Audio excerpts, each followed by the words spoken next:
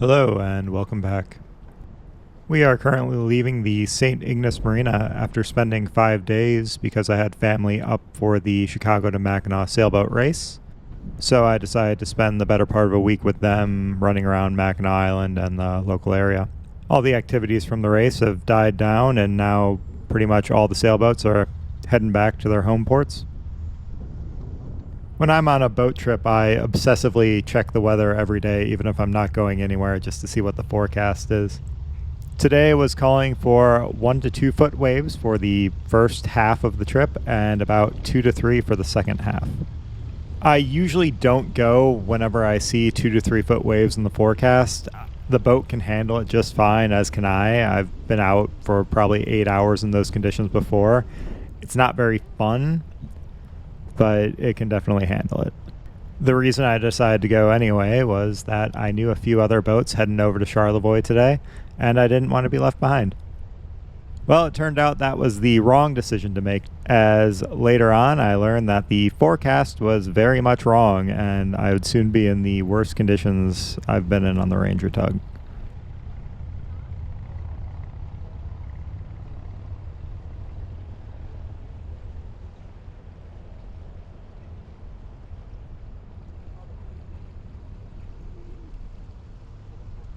When I first came to St. Ignace, I decided to fill up my gas tank instead of filling it up as I'm leaving, like I normally do, which was a very good decision because with all the sailboats out on the water today leaving from the Mackinac race, the fuel dock had a line.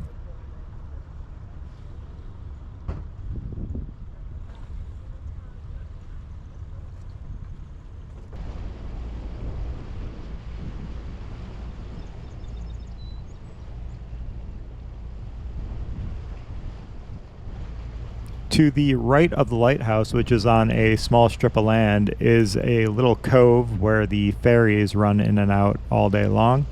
So if you're ever leaving this marina, definitely try to look over that wall and see if anything's coming out. The ferry, along with the many other ferries docked along the shoreline of St. Ignace, head over to Mackinac Island, which is the island you see directly behind that sailboat. All of the ferries in the straits put out quite a lot of wake, so it means even on a very calm and flat day, you can find yourself getting waked from miles away.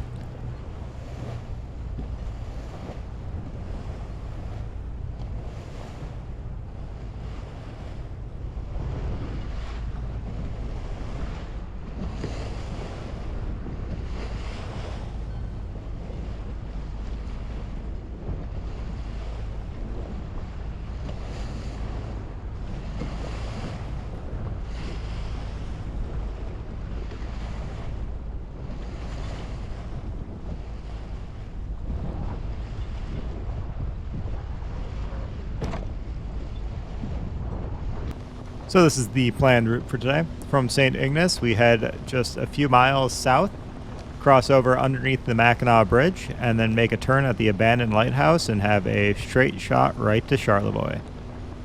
It is just shy of 60 miles, and normally it would take us only about 2 hours to get there.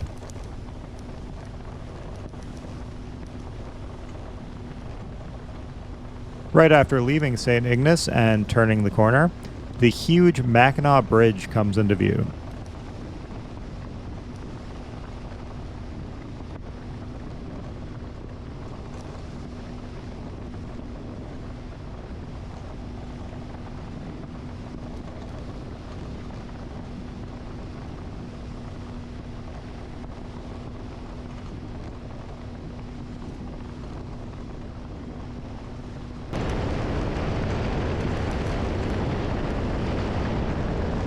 As we approach the bridge, the waves are already picking up a little bit.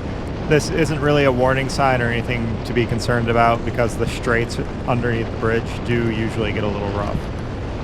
At this point, I'm also taking note of that ferry behind the sailboat off to the left that will be putting out a large wake, so I will be watching for that in a few minutes.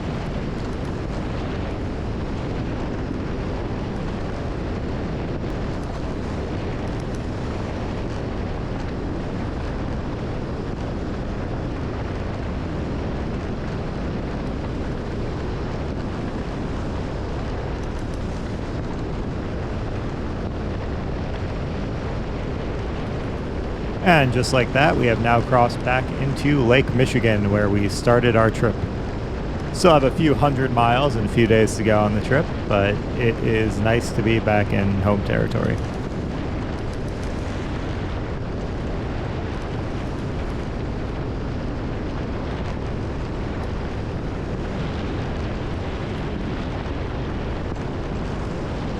Unfortunately, this won't show up on video too well, but in person it was quite spectacular.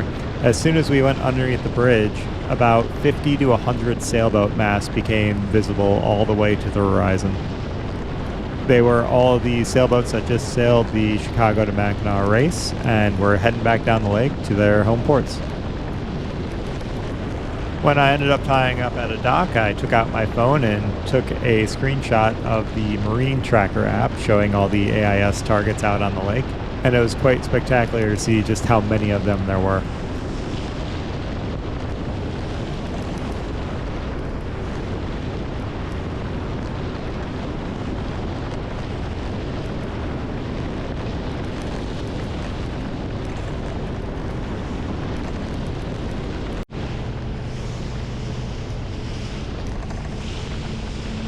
The waves were already about a foot higher than they should have been according to the forecast. So I was seeing regularly 2-foot waves here with the occasional 3-footer when it was only calling for 1 to 2 foot waves on this section. In hindsight, I should have taken this as a pretty significant warning sign, especially since this was beam sea with not a lot of area from the shoreline for the waves to build here. I was just enjoying motoring through all the different sailboats going down the lake at this point.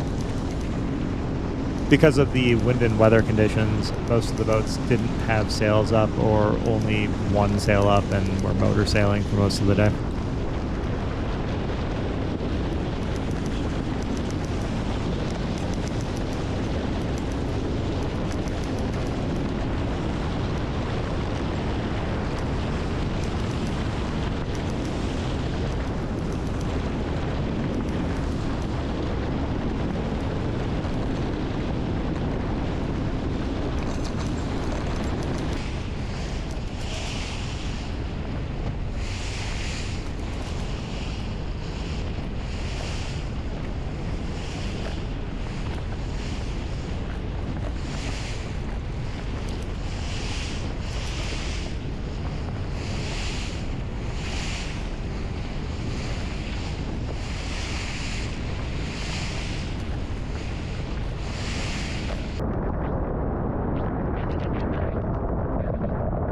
As soon as we got close to the abandoned lighthouse, we were seeing solid 3-foot waves.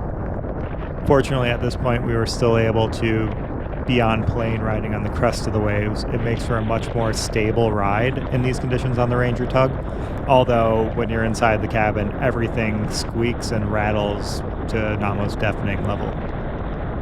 However, going slow in these conditions does quiet things down quite a bit. However, it also means that you're bobbing around on the surface like a cork since you are a planing vessel, and it doesn't have a lot of stability just sitting still.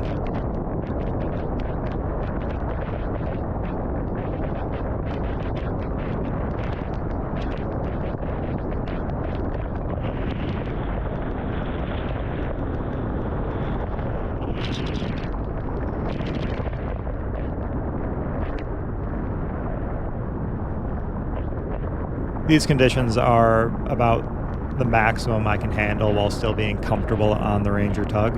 And even there, I'm sitting with my hand on the throttle, watching every single wave to see if there's a swell that will be coming up that I have to quickly pull back on the throttle just not to slam into the wave or almost get airborne sometimes. This can lead to being a lot more fatigued, and usually when I'm off the lake on these conditions, I'll just crash and take a nap for an hour. Unfortunately for me, the day is going to be getting a whole lot worse shortly.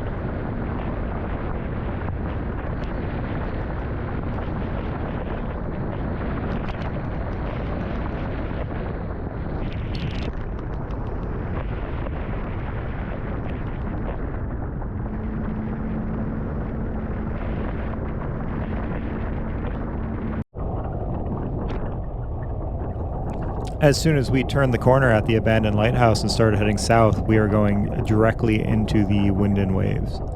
As soon as we turned, it seemed almost instantly like the waves went up to 4 to 5 feet, with the occasional 6-footer. The Ranger Tug is not built to handle planing speeds in these conditions, and quite frankly, neither am I. So the only reasonable thing to do in this situation was for me to slow down and go about 5 miles an hour rather than our usual 30. By the time this clip started, I had already been in these conditions for 10 to 15 minutes before I realized I was being foolish and taking the waves head on. Here you can see I'm taking them at a 45-degree angle or so to really kind of soften the blows of going back down the waves and making for a slightly smoother ride. Although I still had to hang on to the helm seat to make sure I didn't fall off the seat with how much bobbing around the boat was doing. The auto helm was doing a fantastic job in these conditions. Having to steer all this manually and maintain an angle on the waves would have been very, very difficult to do.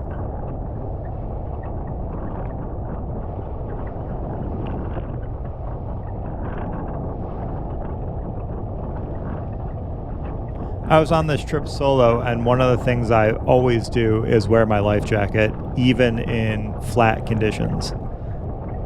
I also have a number of safety gear permanently attached to my life jacket on tethers, so I can't drop them. One of those is a personal locator beacon. I have a whistle, a strobe light, and a few other small things. If something went wrong and I got thrown off the boat, or something happened to the boat and I had to get off of it in a hurry, I also knew that there were quite a lot of sailboats out on the water and people weren't that far behind me.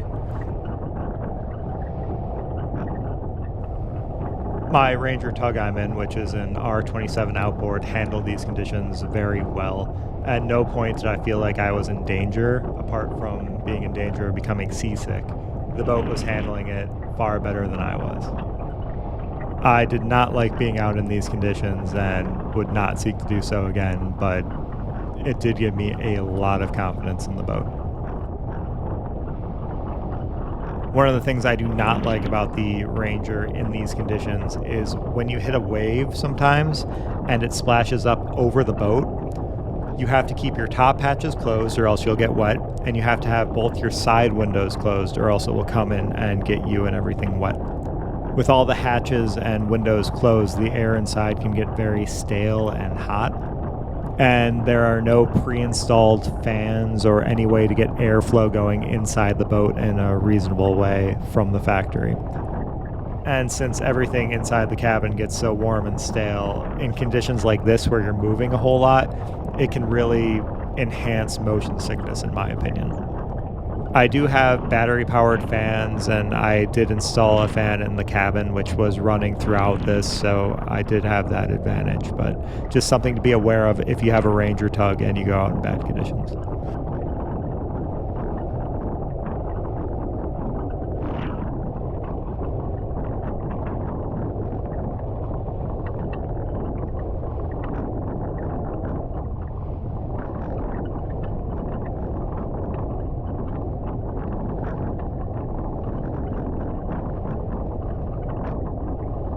When I saw the conditions were these bad, I did a number of things.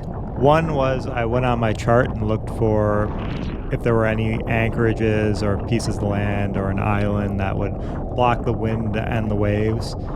I knew the area pretty well, so I wasn't expecting anything. The closest would have been Beaver Island, but it would have been the same conditions you see, just on the beam for the same amount of time, which taking waves this big on a beam is even less fun. So what I ended up doing was setting a timer on my phone, and I thought if the conditions do not improve at least a little bit in the next half hour, I would turn around and head back to St Ignace. As soon as I got back to the abandoned lighthouse, there would be a bit of land blocking a lot of these waves, making for a safer path backwards. I was closer to Charlevoix physically than St Ignace at this point. However, going back to St Ignace would also mean I could get back up on plane and probably do it a lot faster. One of the other things I did was I got on my cell phone and called back to the boats I knew that were behind me going to Charlevoix as well to warn them of the conditions that were coming up. Both of the boats I knew were larger than my boat and were displacement hulls, meaning they did not get up on plane, and they usually handle going slower in these conditions a lot better than a planing boat. So they didn't really have too many complaints in trudging through this as well, although it wasn't a very comfortable ride for them either. Still, knowing that they weren't too far behind me gave me a pretty good psychological boost to get through this. Even though if I ran into any trouble, they wouldn't be able to give much help in these conditions. Neither boat would be able to tow mine, and it would be unsafe to transfer things or get close to another boat in these conditions.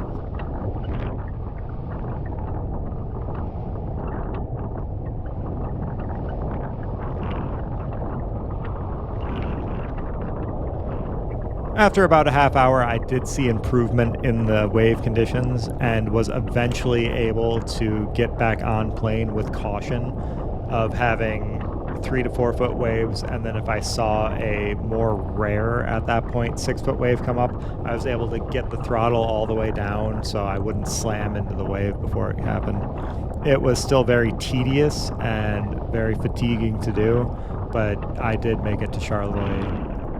I didn't get any footage of me entering the Charlevoix harbor because I figured this would have been more interesting to film, so I just let the camera roll until it ran out of batteries.